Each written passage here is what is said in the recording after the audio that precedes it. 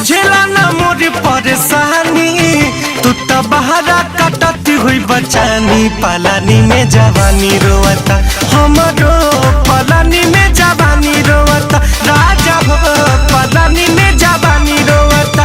पिया बुझेला ना मोर परेशानी, तू तो बहरा कटती हुई बचानी। पलानी में जवानी रोवता हमरो, पलानी में जवानी रोवता हमरो, पलानी में जवानी रोवता।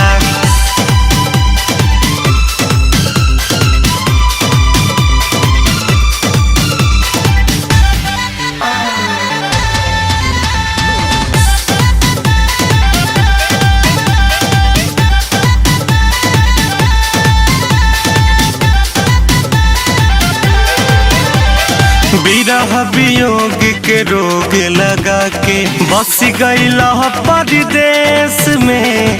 कटे न रतिया बढ़ल विपतिया, बहुत बहानी कलेश में।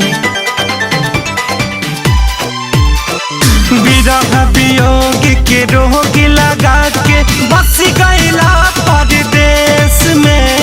कटे न रतिया बढ़ल विपतिया, बहुत बानी कलेश में। नींद नैन से करे छिड़खानी, प्यासा मनवा के मिले नहीं पानी। पलानी में जवानी रोवता हमरो, पलानी में जवानी रोवता हमरो, पलानी में जवानी रोवता।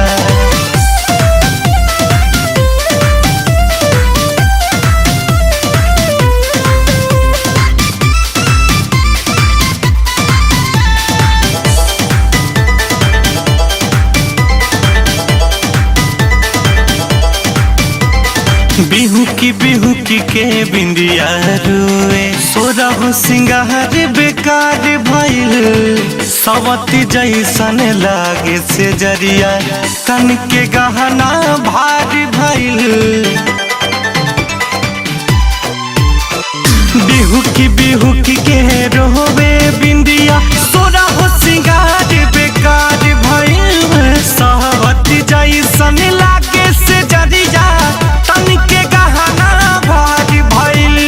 कैसे रहत हम बहानी।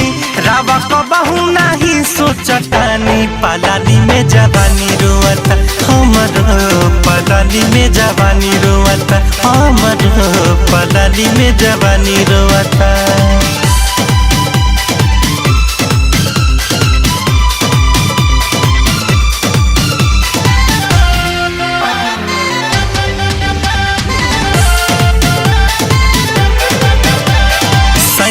रितेश सावत पकवनो लागता है झुरा गईला। जब से गईला याद न कैला, हमारा के तू भुला गईला। रितेश आशीष सावत पकवनो लागता है झुरा गईला। जब से गईला याद न कैला, हमारा के तू भुला गईला। मुन्ना मोहित से कही देले बहानी, मोए दुखवा के अपन कहानी। पलानी में जवानी रोवता हमरो, पलानी में जवानी रोवता